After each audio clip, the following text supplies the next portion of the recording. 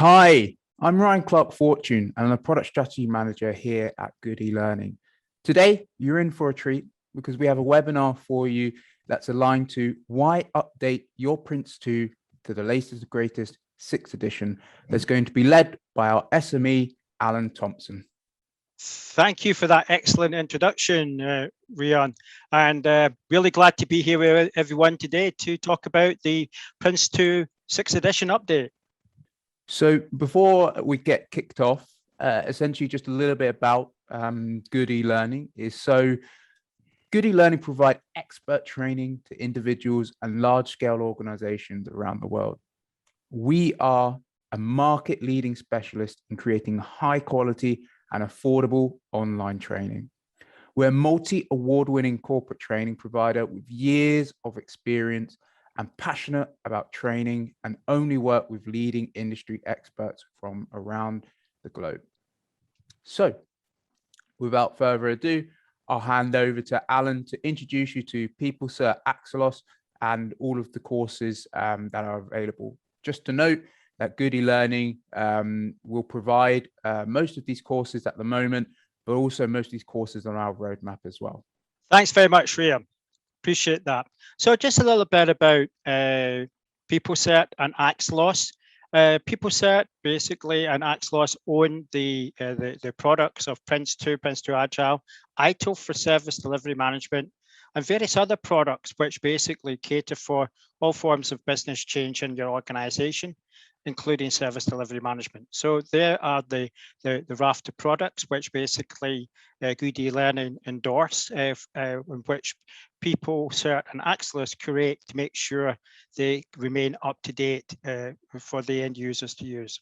So that's a very brief introduction to our product set and who we are. Just a quick update about myself. Before 2000, I was involved in the automotive industry, specializing in continuous design, continuous process improvement design, and lean design itself. And that's where I was actually specializing in lean design at Nissan and Toyota. And that's where I was fortunate enough to gain the award of lean design practitioner. So I'm a process guy from background before moving into risk management when I was actually at BP. And then I joined Axelos in 2014, approximately 7.5 years ago, to bring my wealth of experience back into the curation and the rigorous update, which we'll talk about today, of the best practice guides themselves. So I've got over 25 years project and program management experience, and wanted to build that into the various products which we do. And my role at Axelos is basically is the ProPath product ambassador, and what that involves is, I mean, today I've been involved in training in Australia for a new product, a 3-day training course which we were basically putting forward. And I also thought leadership pieces, especially around leadership, communication, and team management. So that's a little bit about me. So what do our products do? I've sort of mentioned that before.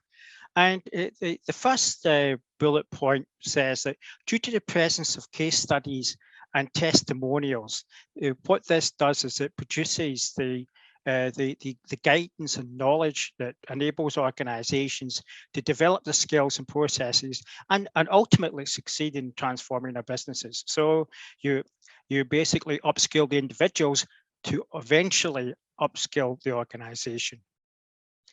Our content is distilled from real-world experience and developing practices, and collaboration is written at the heart of everything we do. We involve our training organizations, our end users, and a bit more about that later. But the most important process is we review it. The reviews and updates produce best practice through robust reviews and updates. The final bullet on the slide, the third bullet, what we found from research that we've done in support of this, the certifications instill confidence in the end users and ultimately empowers them to succeed, because projects, programs, and portfolios and risk management is all about confidence, because it's dealing with change or uncertainty, which are potentially scary scenarios for organizations to deal with. So without further ado, let's talk about PRINCE2. And projects can be like climbing a mountain. You know, they can be challenging, they can be satisfying, and they basically, you always keep the end in sight. And this is an example of the of Mont Blanc. And PRINCE2 is the essential project management method to make this happen. And the reason it does that, because it's generic in nature. Projects allow organizations to change, and hence they change our world every day. And that's very important to note. PRINCE2 is the most widespread project management method in the world, with over 1 million certifications taken globally to date in over 150 countries. So the method is incredibly well known and well spread. So what are the main benefits? Better understanding of the project context. So because it is generic in nature, PRINCE2 can be tailored to any particular project context. How best to tailor PRINCE2 for your projects, because it's an important principle in PRINCE2, but PRINCE2 must be tailored so that basically to suit the project environment. It's very important to do that. Otherwise, the method can be onerous or not controlled. And how to adopt and embed PRINCE2 into your organization, so that basically the organization, which can be involved in lots and lots of project work, is using the same method across the organization. And just to introduce this, you'll see lots of shapes like this coming into the forthcoming slides. And this is an example of a tangram. And basically, a tangram is a square composed of 7 different shapes. So all these shapes join together to actually form a square. And it's a tangram, but the reason we adopted this for our program is because it's 7 shapes, which ties in with our 7 principles, 7 processes, and 7 themes. Our message behind this is no matter how we tailor the method, the most important message is to maintain its entirety and it being whole, so we don't break the method. So all our documentation, all our work had these particular tangram symbols on it. So as a reminder that the most important thing was to maintain the integrity of the method established, no matter what we were doing. So you'll see a lot of these examples in the slides to follow. So why update PRINCE2? We had lots and lots of community feedback from partners, from academia, from practitioners, and also the last update was in 2009, and the business world has done a lot of changing in this time. At Axelos, we do constant research. That's how we make our business decisions. And recent research that we ran at the time, entitled Project Manager of 2030, validated a lot of the initial research and thinking into the development of the update to PRINCE2.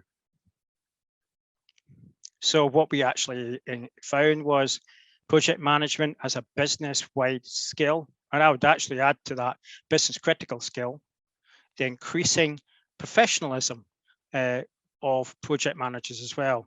But as we look at the project management as a business-wide skill, from the research that we did, we found that 76% believe that project management will become a business critical skill. The need for a product which required is flexible and could be tailored to any business situation. And basically, whether you are running a market campaign or through to an operations onboarding a new client, PRINCE2 can be used in any project context as long as it's tailored accordingly. Increasing professionalism of project managers. On the flip side, the project managers will become more professional 72% believe project management will become even more professional. And PRINCE2 should be there to give all PMs a grounding from day one of their career of what are the core principles of running and managing a successful project. Regarding the last point, flexibility is key. And as we move out from the effects of COVID, organizations will continue and have done in the past are demanding more for less.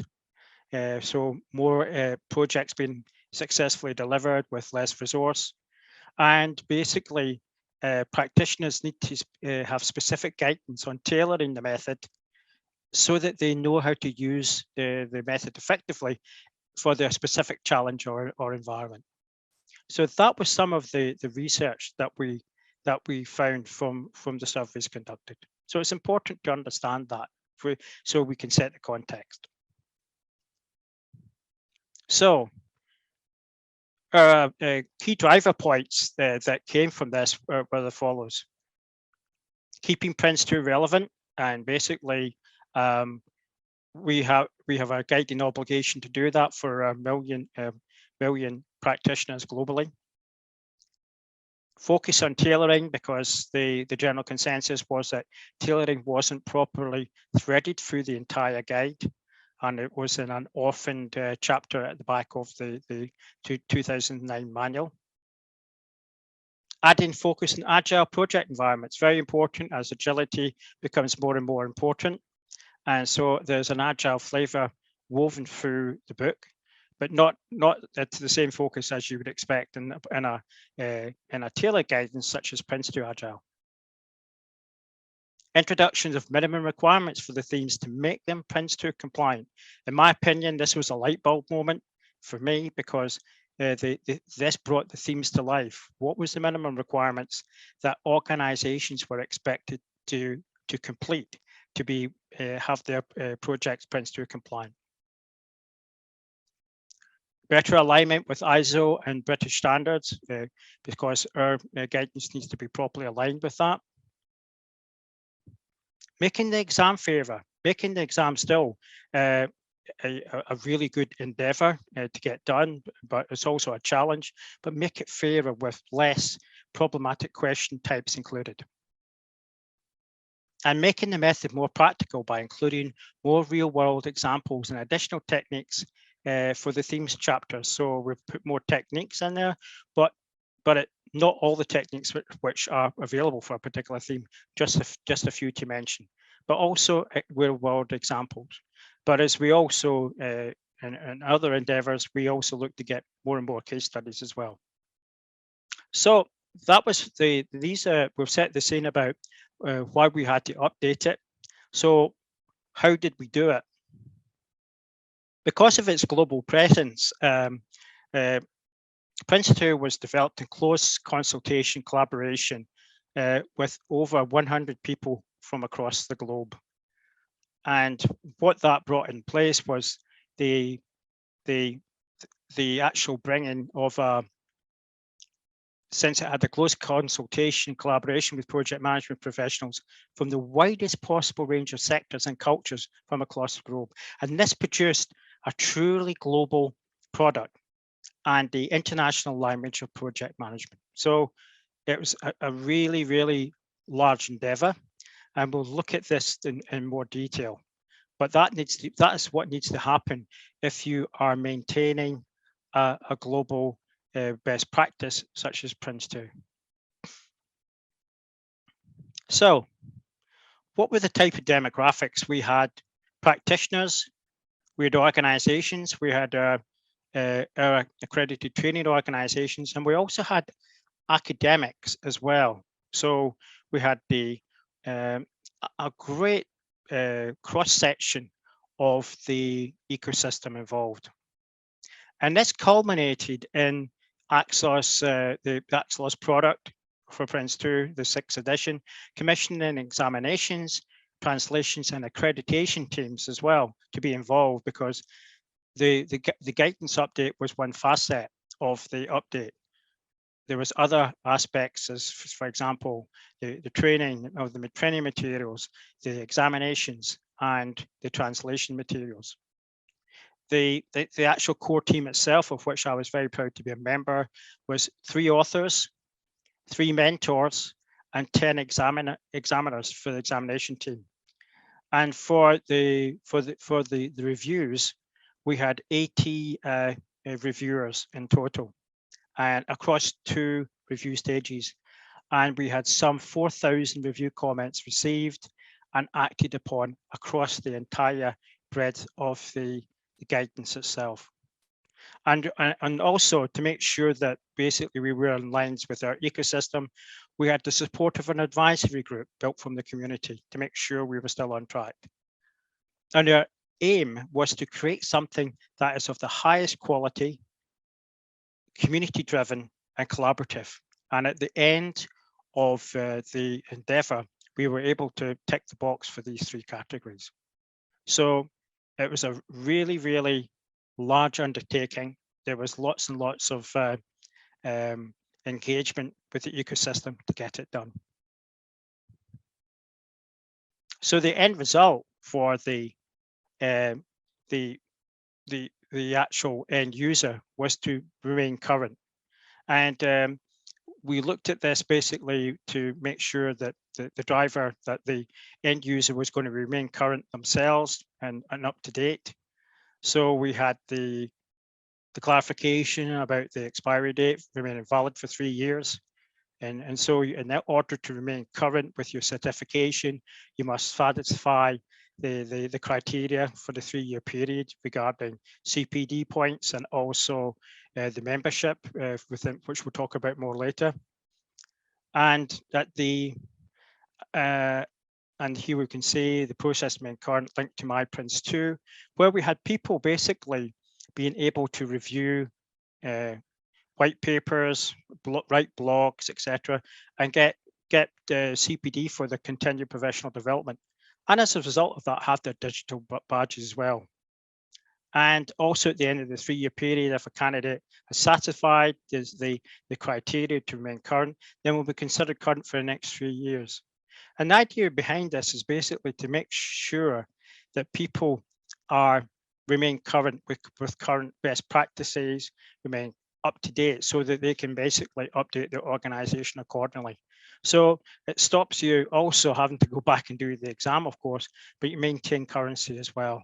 And that's the driver behind it, because it's a lonely profession being a project manager or program manager. So you need a community to link into as well. And that's why we involve the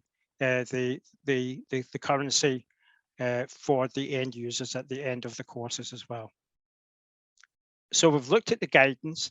Let's look a bit more at the exam itself, the examination, because that was another important facet of the update.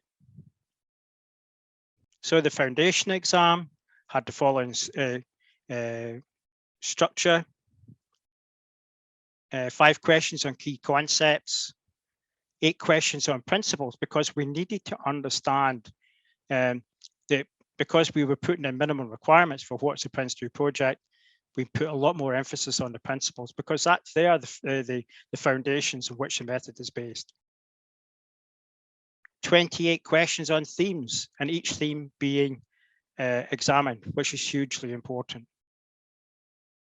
And a reduction in the number of questions on processes still got important, and also emphasizing the compliance with ISO and BS, but less emphasis on the processes. So the foundation examination design, what was actual, how did that materialize? What did that look like?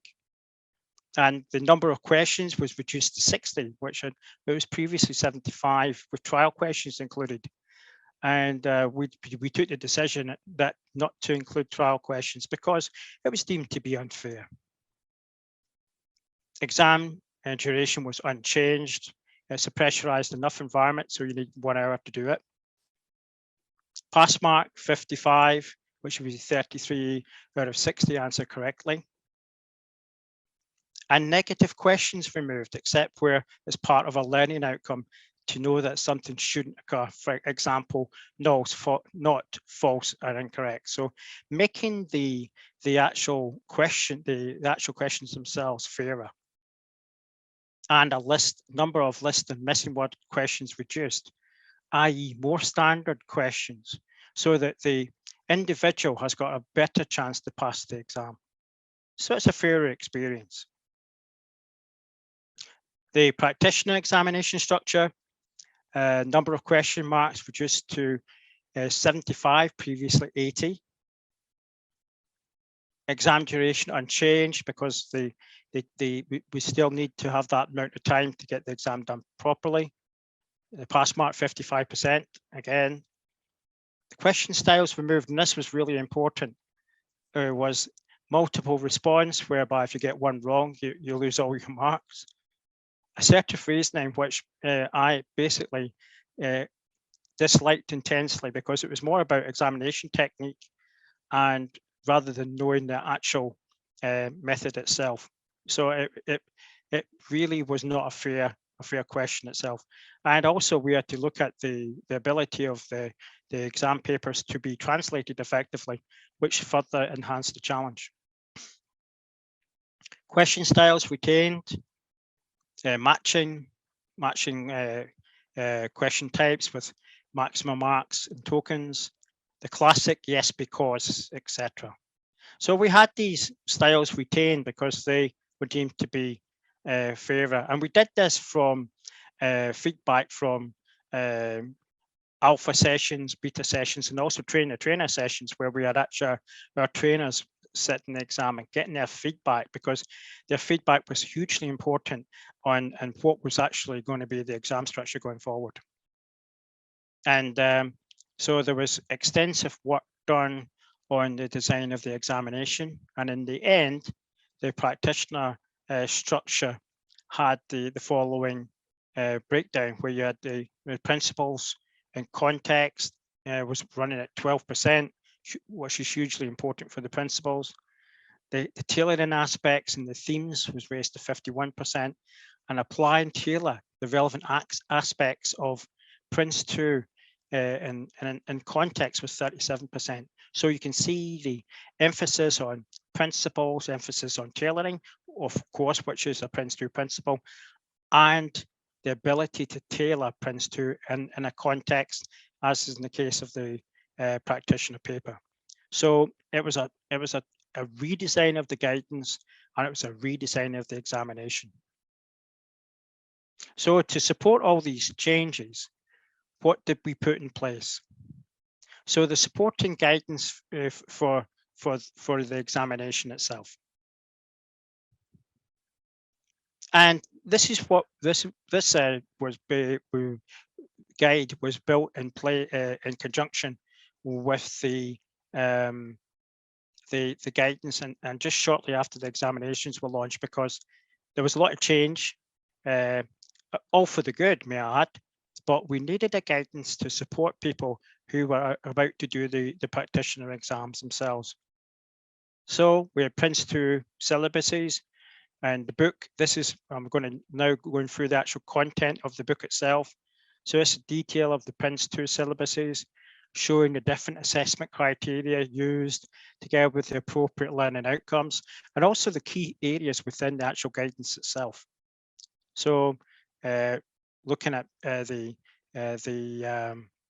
where the most important parts of the guidance needed to be from an examination perspective. We looked at the foundationer, PRINCE2 foundation and practitioner exam outlines, and there we were looking at the outline structure and format of the foundation and practitioner examinations, how they changed, and also how the actual emphasis had changed as well. More importantly, we had a sample paper for each examination, including the answers and rationales. And rationales, this is hugely important, so you can basically start to understand how to answer the questions correctly. In particular, the use of the rationales, which is, I can't actually emphasize how important that is. It's hugely important. There was detailed descriptions of the different question types, which were included in each of the examinations. But also, more importantly, there was further comments from the chief examiner on how to answer some of the questions with simplified explanations, and also hints and tips that she was able to put in place, including exam approaches and time management. But I have to stress here that this guide does not attempt to provide you with the details of the PRINCE2 method. And that's what the guidance and the manual's for. But what it does, it's a really good guide if you're under pressure of time to basically get yourself ready for the exams, because the exams are a challenge. I'm not making any doubts about that. It is a challenge, and you need the more you can mitigate the potential problems of issues in the exam, hints and tips to pass the exam, then it takes the pressure off. So a very useful accompanying guide, supporting guide. Earlier I mentioned translations. One of the things that happened with the 2005 edition of PRINCE2, we had a proliferation of translation guides. I think it was in essence about 24 languages, but not all of them were very, very popular. So as to make our investment in updating PRINCE2 more effective, we came with the following languages, which were basically translated: English, of course, French, Polish, Dutch, German, Norwegian, and Danish. Last year, towards in September 2020, we basically introduced PRINCE2 US, which was a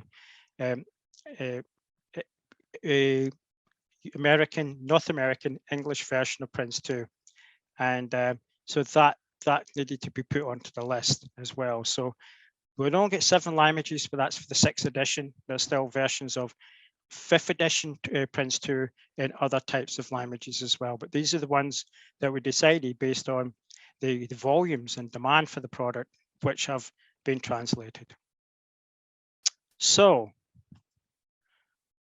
getting the best out of PRINCE2 and how this all comes together. And this comes back to the fact after you pass your practitioner exam, you're using method, how do you get more and more out of what you're doing as a professional?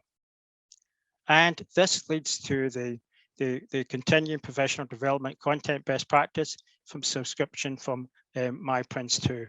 And we're just going to take a couple of minutes just to look at my PRINCE2 subscription. So what does it do? It's a boost for your career. It allows you to excel in your career by giving you access to all the support, education, and it allows you to elevate yourself and drive your career forward.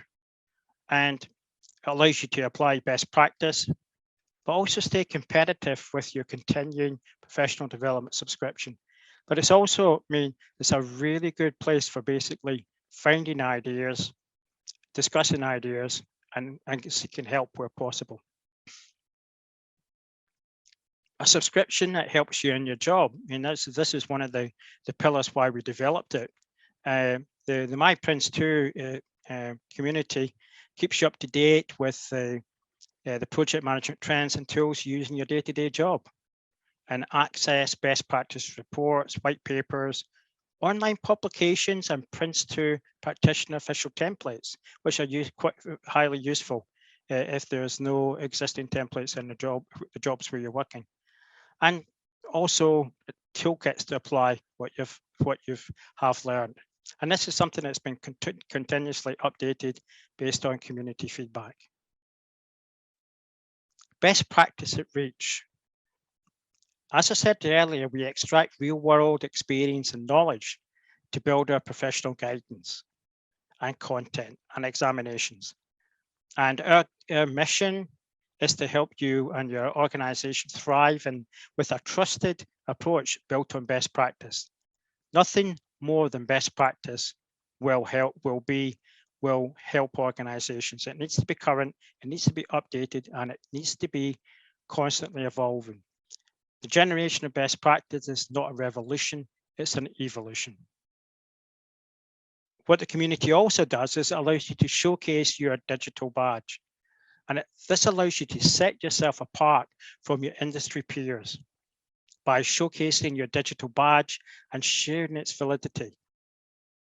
Your badge can be shared on LinkedIn profile, email signature, and CV. And it allows you to log continuous professional development CPT points using the existing tool set. So you can update it and maintain it. Just briefly, I'd like to touch on something new that we introduced in earlier this year, in March this year, is the ProPath scheme. And this is something that basically the entry point being PRINCE2 6th edition, which you can see on the where my arrow is here, that's the PRINCE2 practitioner. It's at practitioner level because this is people who are using the products. But what this shows within the ProPath certification scheme, it shows the importance of PRINCE2 within the scheme, because PRINCE2 allows you to manage projects on time, within budget, and to the required scope. And this is the key enabler for organizations and a key enabler for them to be successful. So, in summary, why upgrade your skills to 6th edition? And the reason being, PRINCE2 is still the world's most recognized project management certification. Its first major update to PRINCE2 in 2009, it was now updated in 2017, and it sheds new light on the tried and tested PRINCE2 method.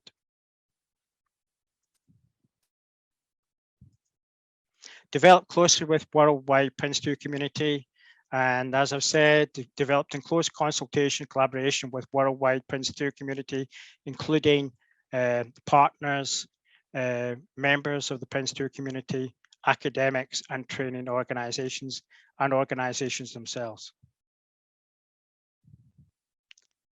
As we've went through, updated PRINCE2 guidance and new examinations, which have both been done through thorough but evolutionary development, looking at the core elements and principles of PRINCE2, ensuring that they remain a constant, and basically focusing on what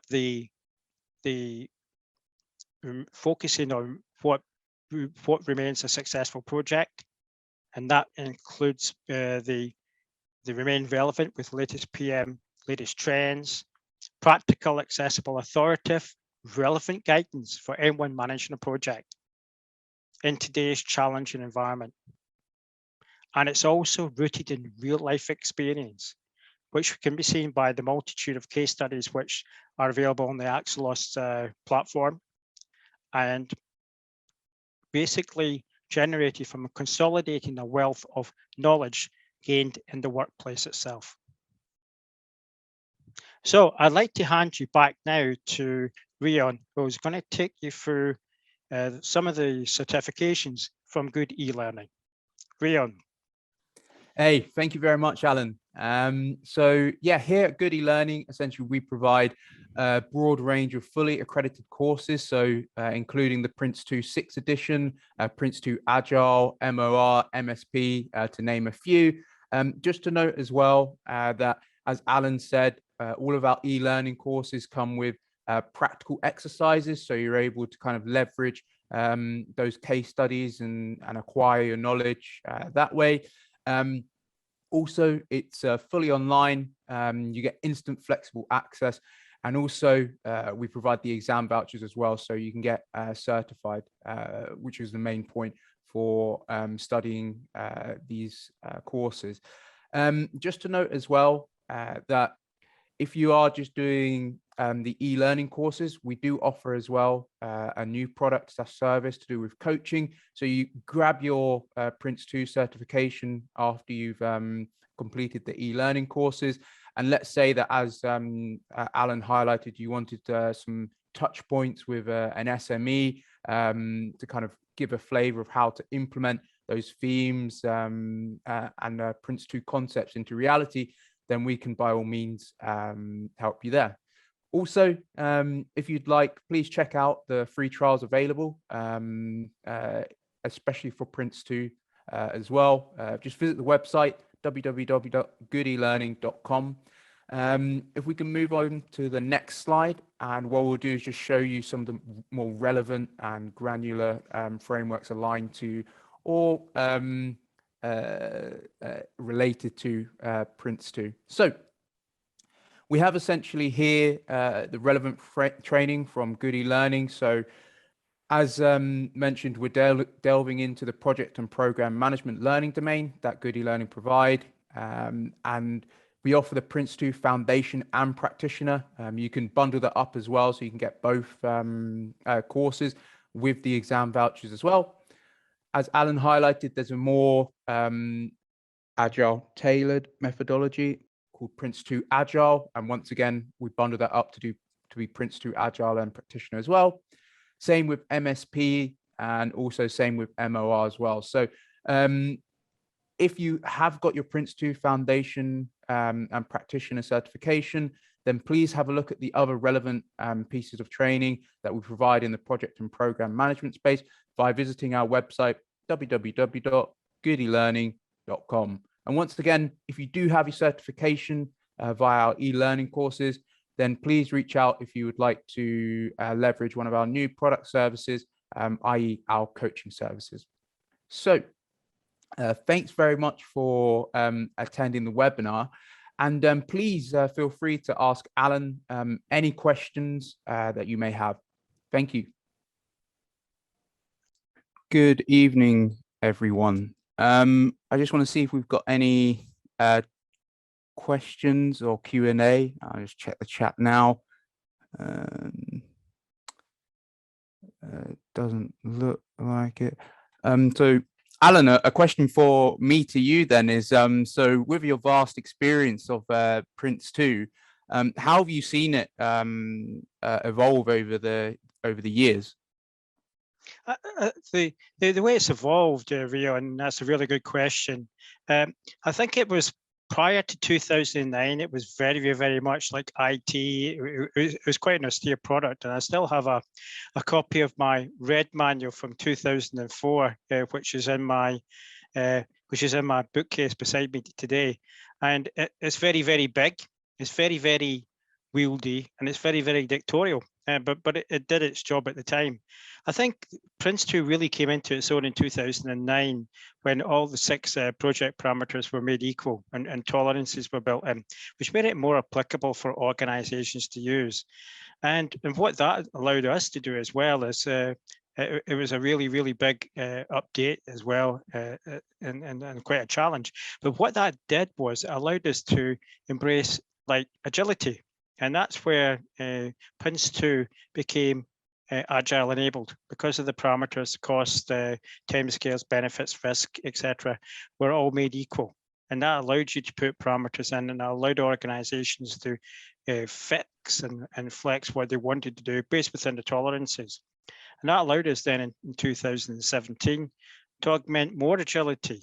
And the only problem with 2009 was that there wasn't enough influence of tailoring in place. So tailoring was one of the key drivers behind the 2017 update, as we saw in the presentation, and that was woven through not just the actual processes and the principles itself, but through every part of the book. Because if you don't tailor it properly, you can get into all sorts of problems, and that's absolutely mandatory for organizations to do.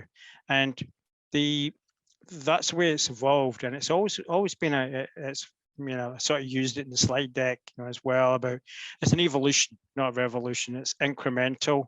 because it's so important to get it right. And I've seen from my career over 25 years, evolution of it from where it was in the early 2000s to where it is now, which is, I regard it as a simple but highly effective method, because projects are typically emotive. The people get scared with them. And that's why you need specialist training or approved training organizations like yourself to basically go and teach people properly how to do projects.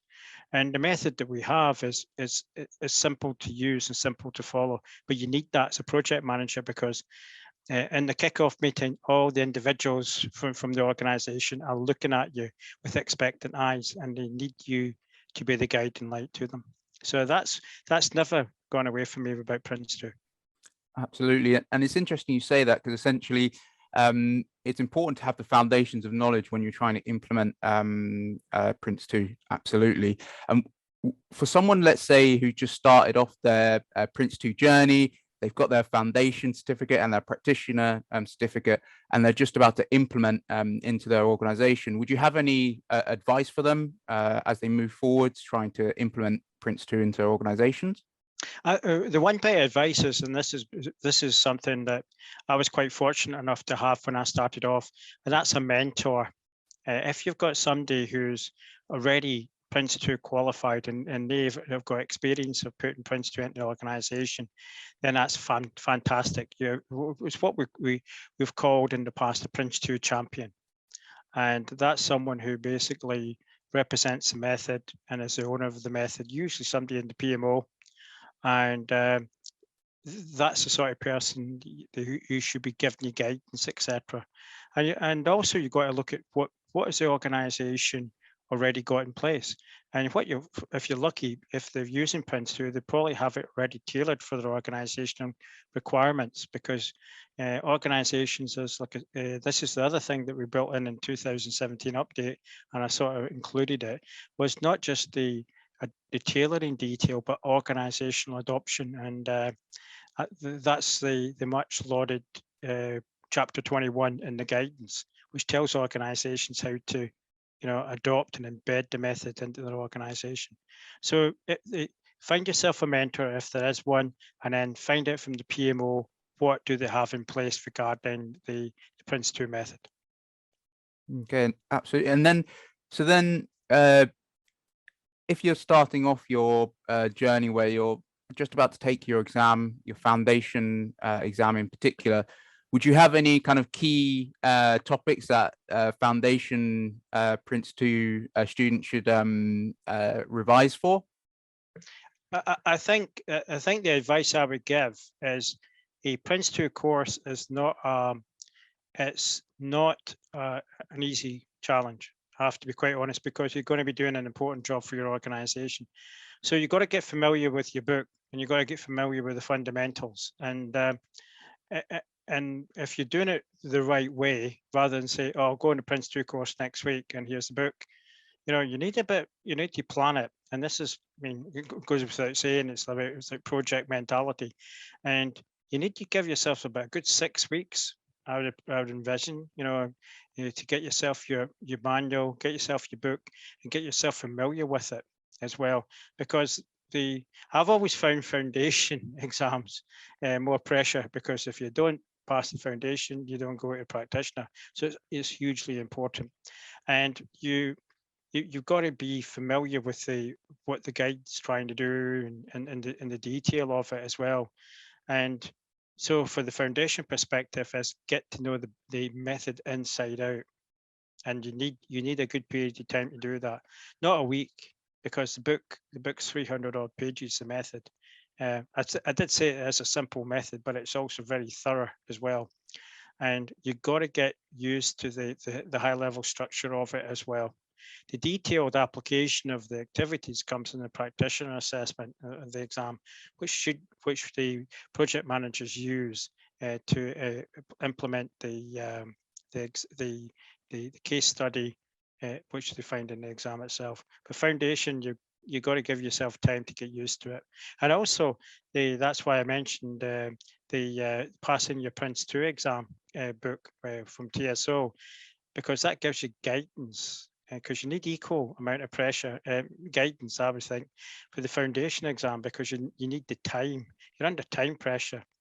But that's just the way world is. You know, the exam's designed like that, because at the end of it, what you have is someone who's got confidence and they're able to cope with pressure.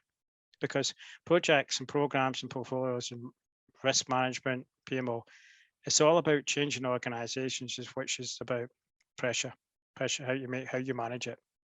Absolutely. And so you mentioned as well earlier, so as a student, you could complete your PRINCE2 foundation and your PRINCE2 practitioner.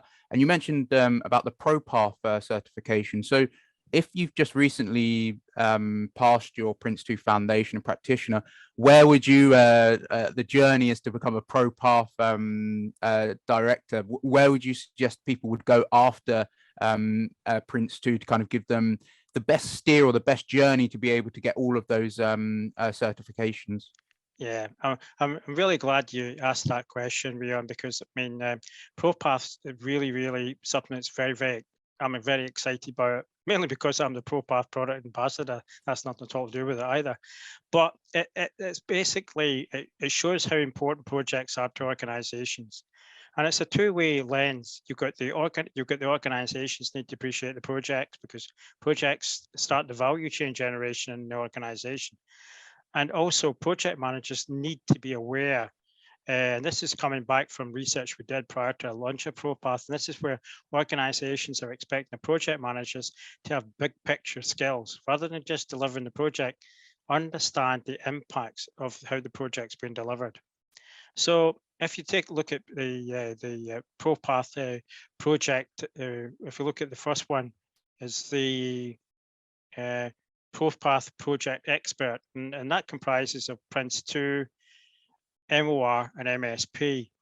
Now, I would suggest that basically people do MSP, and this is MSP 5.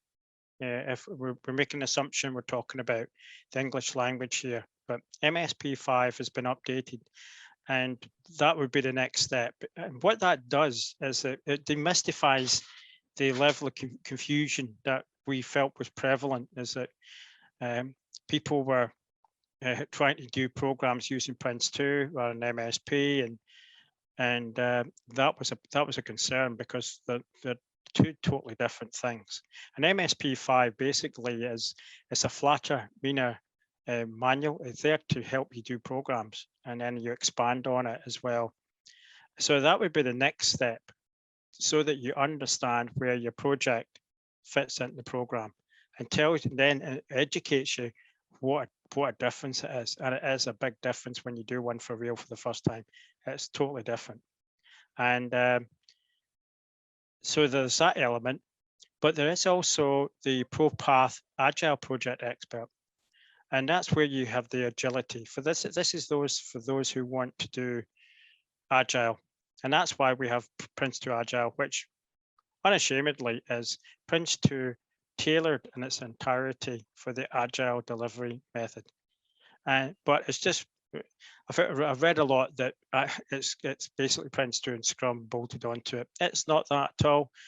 We have built in focus areas about requirements gathering, and interesting concepts like contracts between Agile team delivery teams, which is, you think that never the twain shall meet. And we've built in this fabulous tool called the Agilometer, which is a risk management process. So there's these focus areas, and then there's the mechanics of how PRINCE2 Agile works. And going back to what we were saying about 2009 PRINCE2, about the 6 project aspects being made similar, then it allows the project manager to fix and flex tolerances to make it gives if the customer wants a priority material, they get that first, so it delivers value continually. So you can do that. You can become a ProPath project expert or a ProPath Agile project expert. But the one that really makes it work, and I don't know if you guys are aware, but you must be aware anyway, that we are launching the new MOR4 in January 19th. We just, for those of you were available yesterday, we finished off the trainer sessions, but there's another one in January, which is the final, tick on the box regarding it. And that one is basically, you need to do that as well. So that gives you the fundamentals of risk. But the beauty of the MOR guidance coming out is it's something that organizations need to do for where we currently are. Enough said. There's so much risk involved at this moment in time, and MOR4 we're hugely excited by it because it's what organizations need to do, regardless if they're doing programs, projects, or portfolios. They need to do this stuff. So that's why. So I would recommend, depending if you want to do agile, the PRINCE2 agile, MSP first, so you understand where your projects fall into, and then MOR from the risk perspective. When you look at the ProPath program leader perspective, then you do, again, you need MSP 5th edition because it's the delivery arm for the central part of the organization. So it looks down to projects and looks up to portfolios. You need MOP so you get the idea of how the organization manages change and its business as usual activity. But equally, you also need P3O, and this is the PMO product. Not as popular as the rest of them, but hugely important. And for people who want to get a bit more information about P3O at a high level, please look at my blog, which I did earlier this year. It's entitled the Spine of the Organization. That's how important it is, because that's where all the method people or the framework people in PMO, they manage and maintain methods, and they're the people to go to if you're not sure. No, thanks. Thank you very much for that. And just to note, Good eLearning will be providing all of those courses on the roadmap. Also, as mentioned in the slide deck, essentially, we're extending our product services to accommodate coaching. As Alan mentioned, your learning shouldn't stop at the certification. You should leverage the My PRINCE2 section alongside maybe some of our coaching services to continuously keep that holistic learning experience going, to ensure that you can implement PRINCE2 and the other courses as well into your organizations. So you mentioned about risk, and in particular about MOR. I know it's not the topic of discussion today, but with the increasingly digital world that we're living in, increased digital risk, etc., how would you link MOR to PRINCE2? And could you just mention some of the new additions as well for the MOR 4th edition? Yes, and that was, I can answer that question quite effectively because it was asked yesterday at one of the trainer sessions. So what we've done with MOR, and this is what this is what was expected of us as a team. That includes not just the Axelos staff, but the SME team, author team, who's been working on it, the lead author. And we had the risk theme in PRINCE2 is at a certain level, and it's got a 4-step process that we all know. But what we wanted from MOR was that we needed to go to the next level. So in PRINCE2, it's very high level. It gives you a quick check. But in MOR4, the 4-step process that was there before has now been augmented to an 8-step process. So we're going right into, it all feeds up and maps across to the four level, high level steps. So there's no breakdown between the PRINCE2 risk theme and the MOR. But to think about it, the risk theme in PRINCE2 gives you a high level perspective of project risk, whereas MOR gives you the entirety of risk in your organization. So you need a more robust processes, number of processes included. And also we're looking at the different perspectives in an organization as well. from the strategic corporate level right down to operational risks as well, which I've used in my career before. But also we're looking at functional organizations which run portfolios, projects, programs, etc. But also product orientated organizations which basically focus on agility. And the way we've dealt with the not the challenge of agility, but there has been some information saying that if you do agile well, you don't need risk management and stuff like that. And that's not necessarily the case. You always need risk management, because if your prioritized backlog is wrong, what you're going to do, what's the risk? There's a lot of emphasis put on agile in big organizations, because if it's done properly, it can produce value for your organization really, really quickly. But there needs to be risks involved as well as that to exploit the opportunities, but also protect the value being generated. And what we've done with that, we've also included in MOR 4 fictitious scenarios, which takes you away from the textual information which you get, then it's supported by the scenarios as well, which tells you, and with a particular focus in 2 of the scenarios, is they work in an agile environment. So it shows you that you do need risk management in an agile environment, but it's just tailored for that particular environment itself. But getting back to the linkages, because one thing that we must always ensure when we're bringing up updates to existing best practice portfolios is the interconnection between them is maintained, in particular PRINCE2. No, absolutely. I believe that's one of the last questions. If anyone else has any questions, please don't hesitate. Just leave the chat open there. No more questions. So what I'll do is I'll just sign off. So I'd like to say a huge thanks to Allan for joining us today. I found it extremely insightful. Thank you so much for joining today's webinar. All of the courses that Allan's mentioned, Good e-Learning will provide. And also as well, we're really keen to support Axelos and PeopleCert with the ProPath certification journey as well. We see great value in it as well.